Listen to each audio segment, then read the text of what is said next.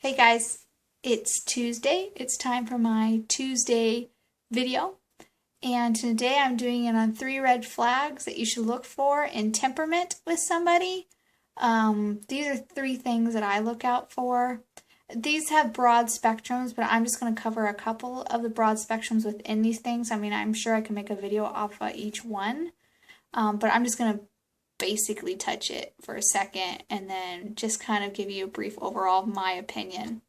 Number 3, which I'm going to start off with first, is possessiveness within a relationship. One thing that really bothers me is if someone's really possessive, like says stuff that just doesn't make any sense for no reason. Like if somebody was jealous because I was hanging out with a family member, when let's say they were working or they couldn't be there and they were working, but they expect me to sit home and twiddle my thumbs instead of having a life. Like, a person shouldn't be jealous. If they trust you, then it shouldn't matter what you do when you're not with them, because if that person trusts you or you guys are getting to know one another, it shouldn't be a big deal. Like, if you don't trust the person, deal breaker right then and there. Deal breaker. So you should always be supportive instead of possessive. And I guess that's what I look for. I look for if the person is possessive, but then I also look for if the person is supportive. If I'm working late and the person I'm dating is like, it's so nice out, I'm going to go hang out with my cousin, or I'm going to hang out with your friends. A supportive person would be like, oh, have fun, enjoy the sun for me. Like, that's how it should be. It shouldn't be like, why? Why are you hanging out with them? Who's gonna be there? All that type of weird crap. Like, those are red signs that you should probably run in the other direction. Number 2, I look for selfishness. I don't want someone that's selfish or self-centered, that is so preoccupied, or even, a lot of times they don't even know it themselves that they're self-centered. But it could be something like you never get to do the activities that you want, or you find yourself falling into a pattern where you become invisible. And because you're not submissive, but you are a supportive person, which is me, I'm supportive. Like, if I love a person, I will fucking walk through fire for them. I'm not the type of person that is me in a relationship. Like, I firmly believe that if I'm supporting somebody, not like financially, but if I'm supporting someone emotionally, I'm giving them my time, my investment, then I should expect the same, and therefore the relationship will be healthy later on, because we're both attuned to each other's needs and not being selfish with our own needs.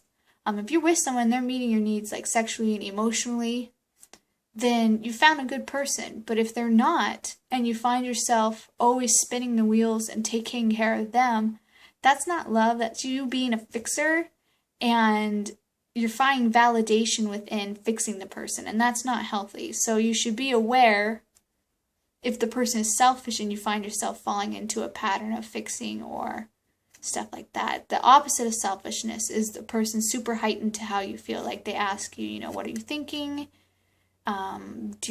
They should be asking questions, especially if you're dating in the beginning. You should be asking questions of what a person likes, and you should be memorizing the answers if they say, oh yeah, I don't like that too, or what. Like, you should be, so you don't do stupid stuff later on in the relationship that piss each other off because you weren't listening.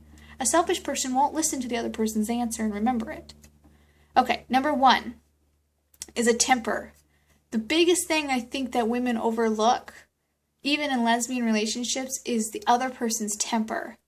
If the person self-declares that they throw stuff when they get mad, or they punch walls, or whatever they do, this should be a huge warning sign to you, because eventually you guys will get in an argument. Eventually you will. This is inevitable. Eventually you'll have a disagreement where something happens and it'll be a fight. Now, if you have a good foundation and respect for one another and aren't selfish, the spite will be, the argument will not be World War III. It'll be more of a negotiation between adults, and then a resolution will come out of it peacefully, or agree to disagree, whatever it is. But a temper with somebody could be simple warnings like, the movie was sold out, and they're like, motherfucker, stupid fucking movie every single fucking time. Like, it's not directed at you in that moment because they don't want to do anything to upset you.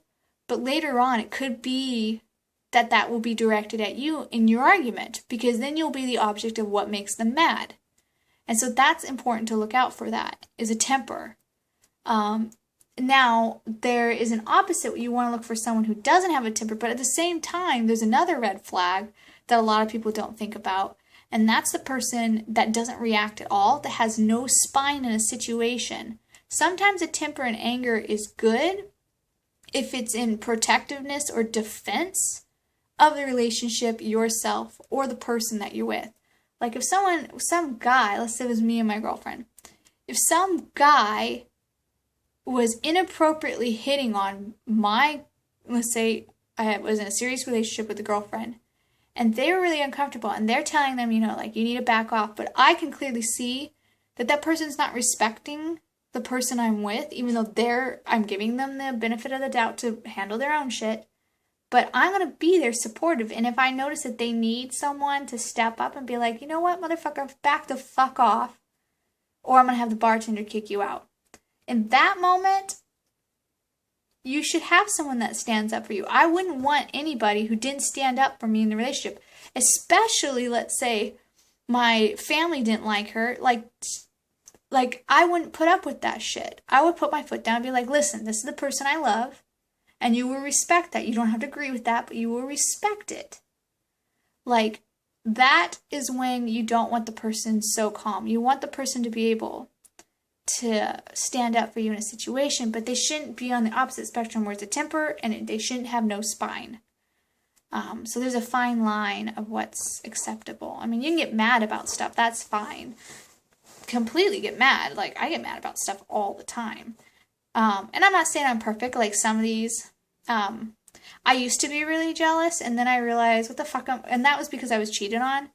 But, I learned over time that if you can't fucking trust the person, jealousness and jealousy is just a fucking waste of time. Because the only person that feels it is the person that's most likely getting cheated on.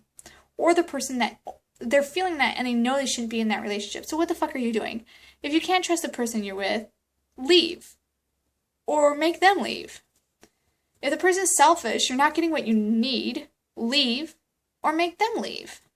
If the person has a temper and they're directing at you, you should leave or make them leave.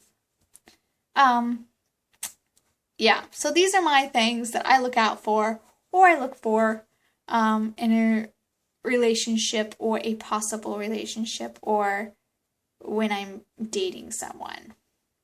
Now, did I do these things in the past? No. Did I learn my lesson? Yes.